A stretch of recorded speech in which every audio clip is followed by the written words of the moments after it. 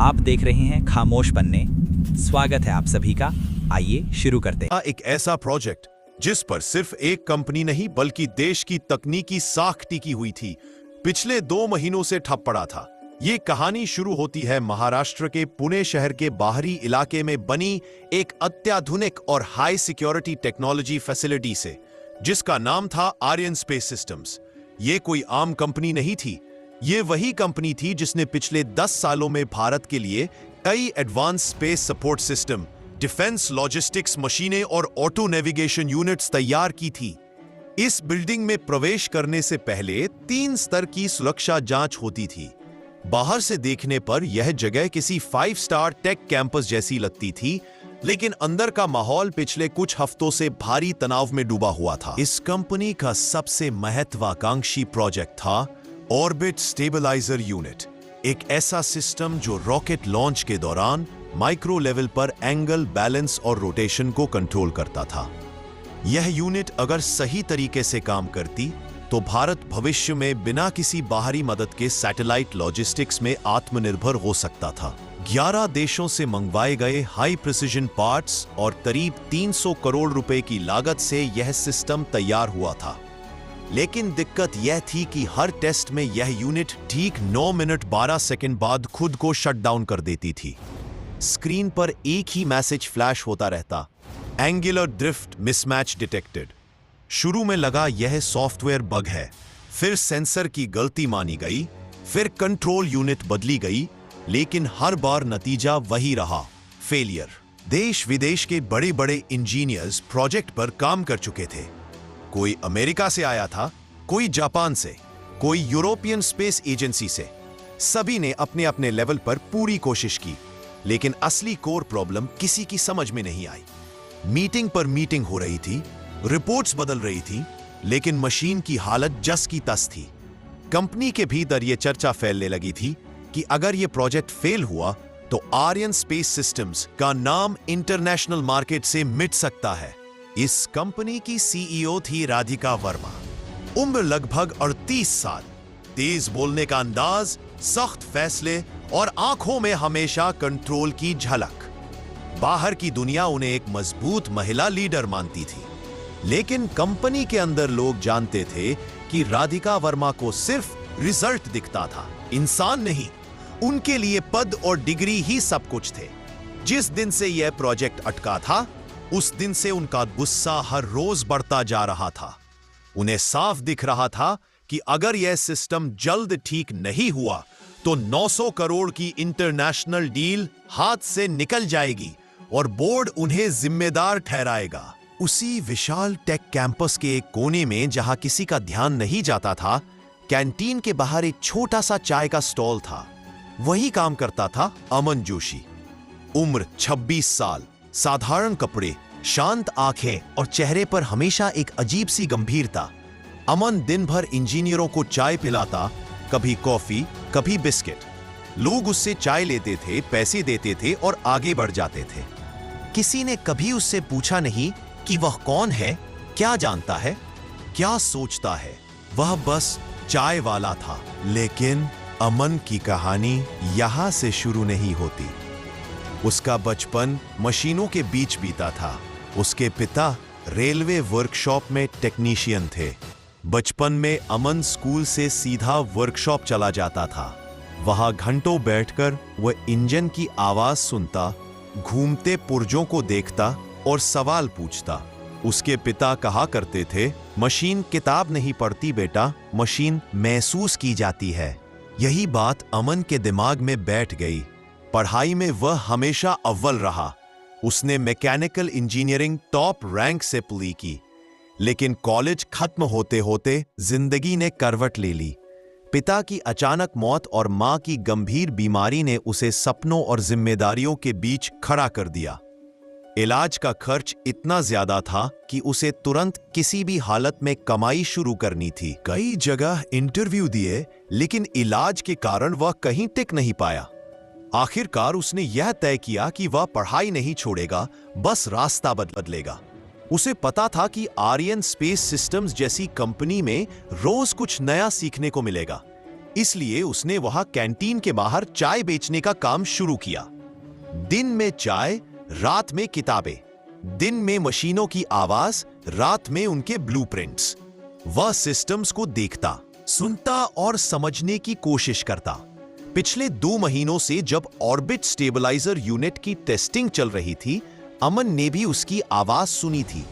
हर बार जब सिस्टम बंद होता, उसे लगता कि मशीन डर नहीं रही बल्कि उलझन में है, जैसे कोई चीज अपने आप से लड़ रही हो। लेकिन वह चुप रहा, क्योंकि उसने देखा था कि जब भी कोई जूनियर इंजीनियर कुछ अलग कहता, उसे कैसे डांटा जाता था। वह तो फिर भी चाय वाला था। फिर वह दिन आया जब जर्मनी से इन्वेस्टर्स की टीम पहुंची।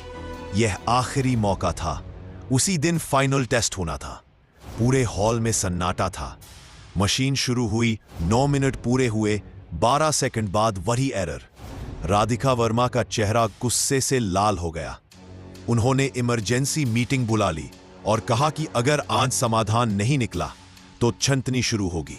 उसी भीड़ में ट्रे हाथ में पकड़े अमन खड़ा था। उसकी नजर मशीन पर थी, कान उसकी आवाज पर। अचानक उसके मुंह से निकल गया, मैडम, प्रॉब्लम सॉफ्टवेयर में नहीं है। अमन जोशी के मुंह से निकले ये शब्द जैसे पूरे हॉल में गूंज गए। एक पल के लिए ऐसा लगा मानो समय थम गया हो। करीब 200 इंजीनियर, मैनेजर्स और विदेशी मेहमान एक साथ उसकी ओर देखने लगे। कुछ को समझ ही नहीं आया कि अभी हुआ क्या है। कैंटीन के बाहर चाय बेचने वाला लड़का मीटिंग के बीच बोल पड़ा था। राधिका वर्मा ने गर्दन घुमाकर अमन की तरफ देखा। उनकी आंखों में पहले हैरानी, फिर गुस्सा और फिर तिरकार साफ दिखाई देने लगा। उन्होंने कुर्सी से खड़े होते हुए तीखे स्वर में कहा, यह क्या तमाशा चल रहा है? सिक्योरिटी, इसे बाहर निकालो। पूरे हॉल में कुछ लोग हंस पड़े। किसी ने फुसफुसाकर कहा, आजकल चाय वाले भी स्पेस सिस्टम समझने लगे हैं। किसी ने कहा, लगता है ज्यादा वीडियो देख लिए है यूट्यूब पर। अमन की हथेलियां पसीने से भीग गई थीं, लेकिन उसका स्वर नहीं कांपा। उसने एक कदम आगे बढ़ते हुए कहा, मैडम, मैं जानता हूं मेरी हैसियत क्या है, लेकिन मैं पिछले 2 महीनों से इस मशीन की आवाज सुन रहा हूं।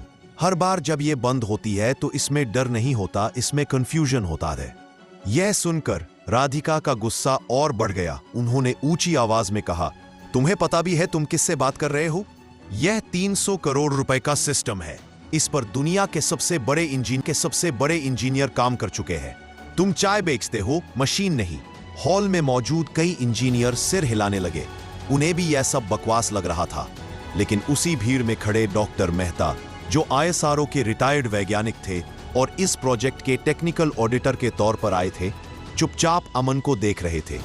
उन्होंने देखा कि अमन की आंखें मशीन पर थीं, लोगों पर नहीं। राधिका वर्मा ने व्यंग्य भरी हंसी के साथ कहा, ठीक है, बताओ चाय वाले, क्या प्रॉब्लम है? यह सवाल सुनने में मौका देने जैसा था, लेकिन उसमें ताना और अपमान भरा हुआ था। अमन ने गहरी सांस ली और बोला, मैडम, यह सिस्टम अलग अलग देशों के पार्ट्स से बना है। जापान के जायरो सेंसर बहुत ज्यादा सेंसिटिव है और अमेरिकी कंट्रोल यूनिट थोड़ी अलग टॉलरेंस पर काम करती है। दोनों की फ्रीक्वेंसी आपस में मैच नहीं कर पा रही है, इसलिए AI बार बार गलत सुधार करने की कोशिश करता है और सिस्टम खुद को बंद कर देता है। यह सुनते ही कुछ इंजीनियर हंस पड़े। एक सीनियर इंजीनियर ने कहा, यह सब हमें पहले से पता है, हमने कोड 1000 बार चेक किया है। अमन ने तुरंत जवाब दिया, सर, कोड सही है, दिक्कत कोड में नहीं, धड़कन में है। हॉल में अचानक शांति छा गई। धड़कन शब्द ने डॉक्टर मेहता का ध्यान खींचा। उन्होंने आगे बढ़कर पूछा, तुम कहना क्या चाहते हो? अमन ने उनकी ओर देखते हुए कहा, सर, मशीन की भी एक नेचुरल रेजोनेंस होती है। यह सिस्टम उससे अलग ताल पर चलने की कोशिश कर रहा है। AI उसे जबरदस्ती सही मान रहा है, जबकि मैकेनिकल साइड कुछ और कह रही है। डॉक्टर मेहता कुछ सेकंड तक चुप रहे। उन्होंने इतने सालों में कई होशियार इंजीनियर देखे थे, लेकिन इस तरह मशीन को सुनने की बात बहुत कम लोग करते थे। उन्होंने राधिका की ओर देखा और कहा, हमें इसे एक मौका देना चाहिए। राधिका चौंक गई। डॉक्टर मेहता, आप मजाक कर रहे हैं? ये एक चाय बेचने वाला लड़का है। डॉक्टर मेहता ने शांत स्वर में कहा, आज तक जितने भी लोग फेल हुए हैं, वे सब डिग्री वाले ही थे। एक बार बिना अहंकार के भी कोशिश कर लेते हैं। हॉल में बहस शुरू हो गई। कुछ इंजीनियर अमन के सपोर्ट में थे, कुछ उसके खिलाफ। आखिरकार राधिका ने शर्त रखी। उन्होंने कहा, ठीक है, तुम्हें सिर्फ 1 घंटे दिया जाएगा। अगर इस दौरान सिस्टम को कोई नुकसान हुआ तो तुम सिर्फ यहां से नहीं जाओगे, बल्कि मैं यह सुनिश्चित करूंगी कि तुम्हें इस इंडस्ट्री में कोई काम न मिले। अमन ने सिर झुकाकर कहा, मैडम, मैं तैयार हूं। राधिका ने तुरंत आदेश दिया कि पूरी प्रक्रिया लाइव रिकॉर्ड की जाए। उन्हें पूरा भरोसा था कि यह लड़का फेल होगा और दुनिया देखेगी कि औकात से बाहर सपने देखने का क्या नतीजा होता है। अमन मशीन के पास गया। चारों ओर कैमरे थे, विदेशी मेहमान थे, इंजीनियर थे, लेकिन उसके कानों में सिर्फ एक आवाज थी, उसके पिता की। मशीन को देखो मत, सुनो। उसने अपनी आंखें बंद की और हाथ मशीन के फ्रेम पर रखा। मशीन चालू की गई। शुरुआती कुछ मिनटों तक कुछ नहीं हुआ। कुछ इंजीनियर फुसफुसाने लगे कि यह नाटक कर रहा है, लेकिन धीरे धीरे अमन के चेहरे के भाव बदलने लगे। उसके माथे पर पसीना था, लेकिन आंखों में एकाग्रता। उसने महसूस किया कि जैसे जैसे आरपीएम बढ़ रहा है, कंपन एक खास पॉइंट पर बिगड़ रहा है। उसने अचानक आंखें खोली और बोला, 2800 आरपीएम पर जाइए। इंजीनियर ने डेटा चेक किया। सच में उसी पॉइंट पर माइक्रो ड्रिफ्ट बढ़ रही थी। डॉक्टर मेहता आगे आए। उन्होंने पहली बार हल्की मुस्कान के साथ कहा, जारी रखो। अमन ने समझाया, इस सिस्टम को किसी बड़े बदलाव की जरूरत नहीं है, बल्कि एक छोटे से बैलेंसिंग एलिमेंट की जरूरत है जो मैकेनिकल और एआई के बीच तालमेल बना सके। जब उसने छोटा शब्द इस्तेमाल किया तो राधिका फिर हंस पड़ी। तुम कहना चाहते हो कि हमारी करोड़ों की मशीन को कोई सस्ता सा पार्ट ठीक कर देगा? अमन ने शांति से कहा, मैडम, कभी कभी सबसे बड़ी लड़ाई सबसे छोटी चीजें जीत लेती है। यहीं पर पूरे हॉल का माहौल बदलने लगा था। कुछ इंजीनियर अब मजाक नहीं कर रहे थे, वे ध्यान से सुन रहे थे। मशीन की आवाज अब उन्हें भी अलग लगने लगी थी। लेकिन क्या अमन सच में कुछ कर पाएगा? क्या यह सिर्फ संयोग है या उसके पीछे सालों का तजुर्बा और हुनर छुपा है? क्या राधिका का अहंकार टूटेगा या अमन की किस्मत? हॉल में ऐसा सन्नाटा छा गया था जैसे समय खुद रुक गया हो। भारी मशीन के भीतर घूमते धातु के पहियों की हल्की सी खरखराहट पूरे कमरे में गूंज रही थी। अमन मशीन के सामने खड़ा था, न चेहरे पर डर न घमंड, बस एक अजीब सा आत्मविश्वास। राधिका वर्मा कुर्सी पर बैठी थी, पर उसका पैर अनजाने में हिल रहा था। यही वही महिला थी जिसने कुछ ही देर पहले अमन को सबके सामने चाय बेचने वाला कहकर अपमानित किया था। डॉक्टर मेहता ने घड़ी की तरफ देखा और शांत आवाज में कहा कि अमन के पास अब केवल 7 मिनट है। अमन ने बिना किसी हड़बड़ी के सिर हिलाया और बोला, काफी है। कुछ इंजीनियरों के चेहरों पर हल्की सी हंसी तैर गई, मानो वे पहले से तय कर चुके हों कि यह सब एक तमाशा है। अमन ने सबसे पहले मॉनिटर की तरफ ध्यान दिया। आरपीएम का ग्राफ अभी भी अनियमित उछाल दिखा रहा था, जैसे मशीन अपनी ही लय से लड़ रही हो। अमन ने धीमे स्वर में कहा कि समस्या कोड में नहीं है, समस्या सुनने में है। यह सुनते ही राधिका झल्ला उठी और तंज कसते हुए बोली कि यह कोई तबला नहीं है जिसे सुनकर ठीक किया जाए। अमन ने बिना आवाज ऊंची किए कहा कि हर मशीन बोलती है, फर्क सिर्फ इतना है कि इंजीनियर उसे आंकड़ों से सुनते हैं और मैकेनिक आवाज से। डॉ मेहता ने राधिका को इशारे से रोक दिया। उसी पल कमरे का माहौल बदल गया। अमन मशीन के और पास गया।